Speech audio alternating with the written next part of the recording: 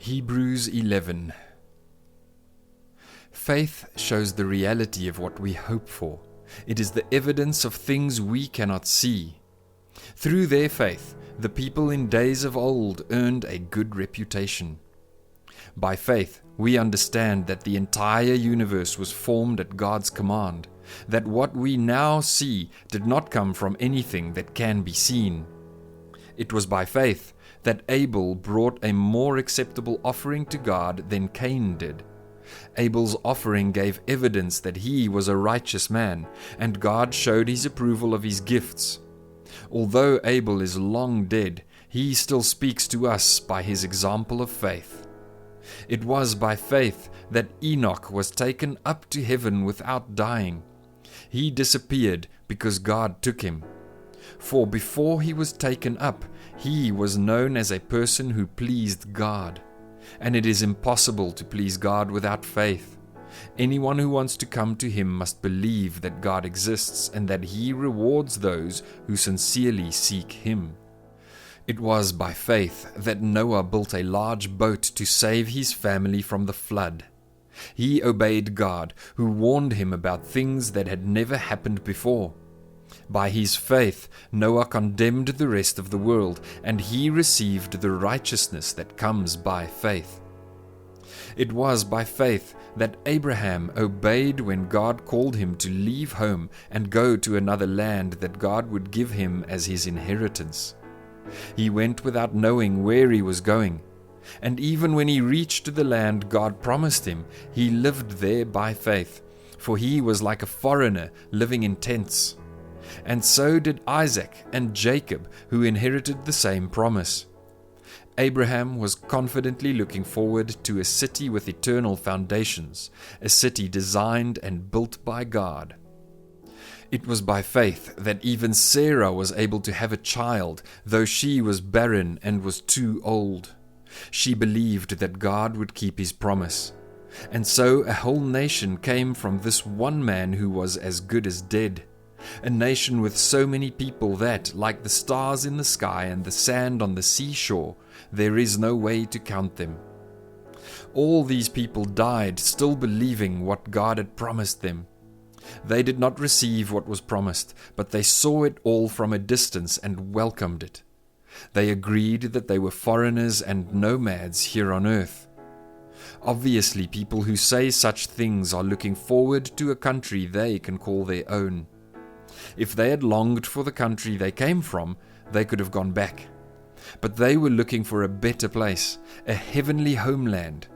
That is why God is not ashamed to be called their God, for he has prepared a city for them. It was by faith that Abraham offered Isaac as a sacrifice when God was testing him.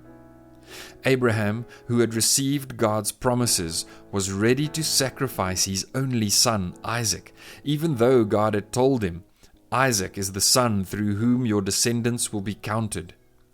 Abraham reasoned that if Isaac died, God was able to bring him back to life again, and in a sense, Abraham did receive his son back from the dead.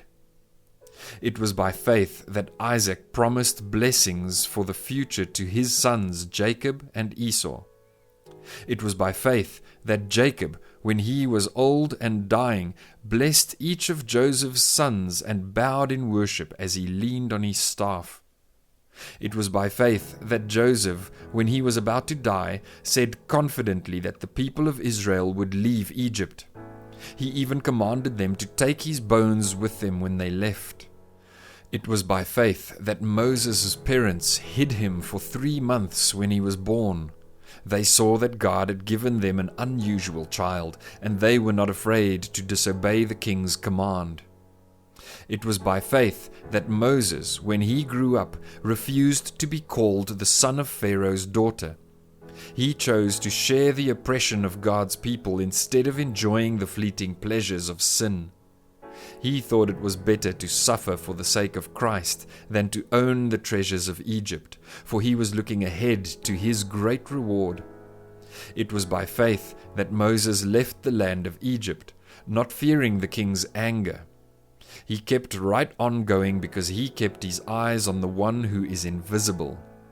It was by faith that Moses commanded the people of Israel to keep the Passover and to sprinkle blood on the doorposts, so that the angel of death would not kill their firstborn sons. It was by faith that the people of Israel went right through the Red Sea as though they were on dry ground, but when the Egyptians tried to follow, they were all drowned. It was by faith that the people of Israel marched around Jericho for 7 days, and the walls came crashing down. It was by faith that Rahab the prostitute was not destroyed with the people in her city who refused to obey God, for she had given a friendly welcome to the spies. How much more do I need to say? It would take too long to recount the stories of the faith of Gideon, Barak, Samson, Jephthah, David, Samuel, and all the prophets. By faith, these people overthrew kingdoms, ruled with justice, and received what God had promised them. They shut the mouths of lions, quenched the flames of fire, and escaped death by the edge of the sword. Their weakness was turned to strength. They became strong in battle and put whole armies to flight. Women received their loved ones back again from death.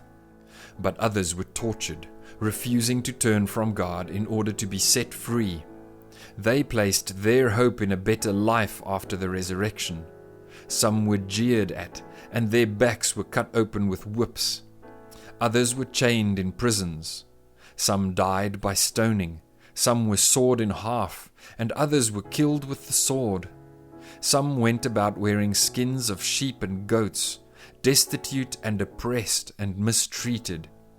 They were too good for this world, wandering over deserts and mountains, hiding in caves and holes in the ground. All these people earned a good reputation because of their faith, yet none of them received all that God had promised. For God had something better in mind for us, so that they would not reach perfection without us.